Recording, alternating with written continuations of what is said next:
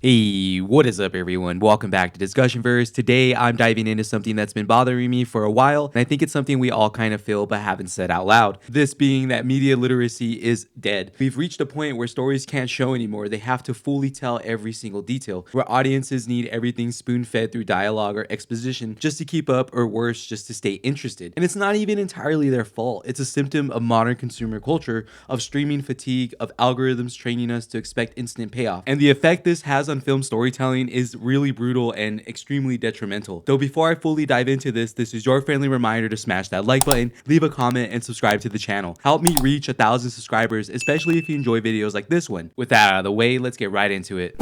Once upon a time, you'd watch a movie and pay attention to what unfolded, and it never felt like a chore. The world told its own story, with dialogue not having to hold your hand the entirety of the way. Though somewhere along the line, we got impatient. Think about it. If something isn't now explained directly, people call it confusing. If a movie now has slow pacing, it's deemed boring. If a film makes you think even for more than 5 seconds, it's now labeled as pretentious. And that pure impatience has bled into how stories are now made. Studios now greenlight projects that make sure you never have to wonder, never have to interpret, and never have to connect any dots. It's purely detrimental to the overall filmmaking process. And this has now since led to a shrinking area where anomalies exist in movies chasing what it means to make cinema, or blockbuster movies where you can simply turn your brain off and just watch. People either praise it to the heavens or completely miss the point. Let's first start with The Batman, as this movie got a ton of praise, but even then, people still misunderstood what it was doing, and to this day still misunderstand it. We constantly see critiques like Bruce Wayne is too moody, or there's not enough Bruce, yet that's literally the point, as Matt Reeves made a deliberate choice. This isn't the confident playboy billionaire we've seen before. This is a young, broken Batman who hasn't figured out how to be Bruce Wayne yet. He's vengeance consumed entirely by the mask, and the entire film is about him learning that he can't just fight injustice through fear. By the end, he realizes he has to be hope. He has to be both Bruce and Batman. That's storytelling through transformation, not exposition. The constant aversion and misinterpretation is exactly what I mean when I say media literacy is dying. Another movie we see this happen with is Bring Her Back. This movie absolutely floored me because it's so brutal, emotional, and uses horror as a mirror for grief. This is not a horror film that's in your face, and it doesn't scream its message right to you. Instead, it shows it through the characters and their reactions, through their pain, through the visuals that speak louder than the dialogue ever could. And yet, even with solid box office numbers and great critical reception, a lot of people have still brushed off this movie. And why?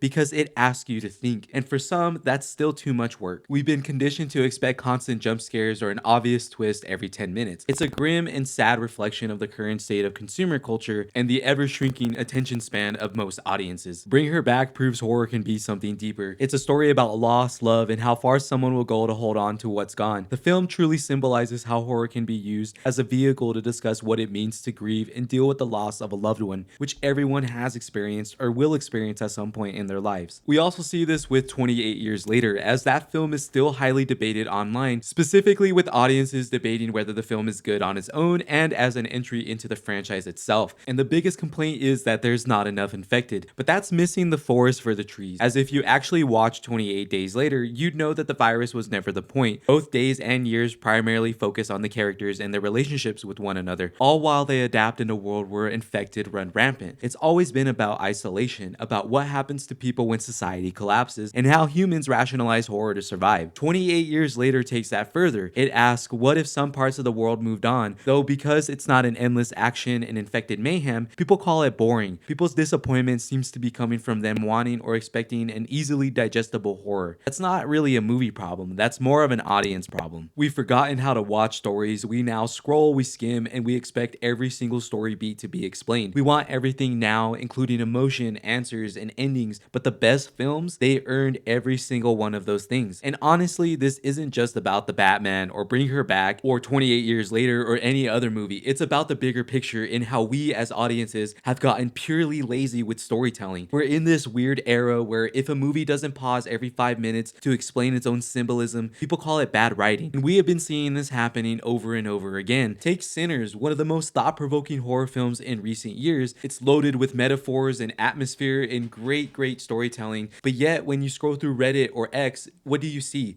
You see people complaining that it didn't make sense, that that the ending came out of nowhere, and that the film was too woke for its own good. Yet, every single one of those complaints is wrong. These complaints only came about because the film didn't handhold them through it or spoon feed them for every single plot detail. I mean, come on, that's the most lazy and immature take I've ever seen. But then there's movies like The Substance, another one that got completely misunderstood. It's a savage, beautiful commentary on the cost of perfection and the raw underneath fame. Yet half the reactions online boil down to what was even happening. It's almost as though audiences were expecting a play-by-play PowerPoint explaining its themes. And I get it, some movies are layered, but they're supposed to be. They want you to feel it, interpret it, and maybe even argue about it later. That's what film used to be and still should be. It's an experience to unpack, not a checklist of plot points to be spoon-fed. The truth is, we traded patience for convenience. We now want answers immediately and the meaning of the film right away. And when movies don't give us that, we label them as failures. That's why studios lean into safe, simple storytelling now. By that I mean they've learned that if you dare to make people think,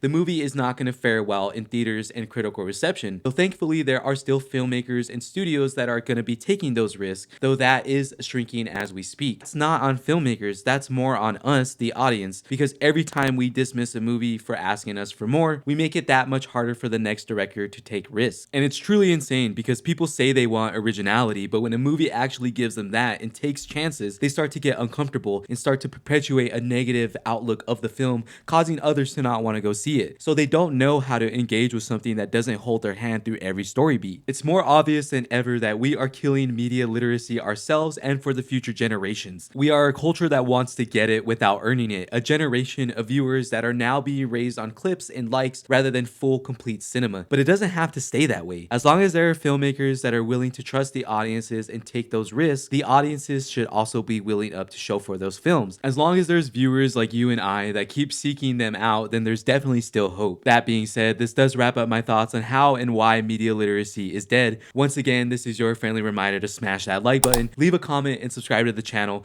Help me get to 1,000 subscribers, especially if you love deep dive videos like this one. Until next time, I'll catch you guys later. Peace.